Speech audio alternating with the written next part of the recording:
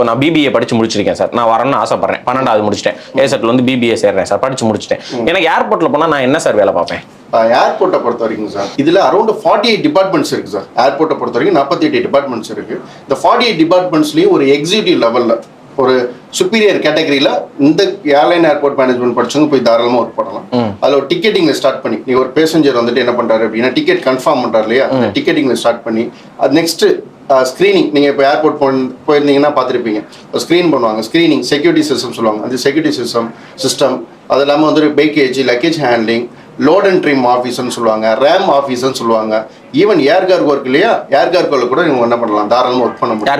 ஏர் கார்கோக்குள்ள தாராளமாக ஒர்க் பண்ண முடியும். நிறைய டிமாண்ட் இருக்குது சார் இப்போ இந்த ஜாப்ல. ஃபார் எக்ஸாம்பிளுக்கு இப்போ சென்னையை பொறுத்த வரைக்கும் பார்த்தீங்க அப்படின்னா சென்னையில் வந்துட்டு செலிபின்னு சொல்லிட்டு ஒரு செப்பரேட்டாக ஒரு என்ன பண்ணுறாங்க, ஒரு நிறுவனம் கிரவுண்ட் ஹேண்ட்லிங் மட்டும் தனி ஏஜென்சியே இருக்காங்க.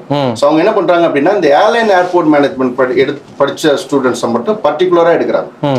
எடுத்து இந்த கிரவுண்ட் ஹேண்ட்லிங் எல்லாத்துக்குமே என்ன பண்ணுறாங்க, அதிகப்படியான வேலை வாய்ப்புகள் கொடுக்குறாங்க. சென்னையாக இருக்கட்டும், அதே போல் மும்பையில் பண்ணுறாங்க, ஹைதராபாத்தில் பண்ணுறாங்க.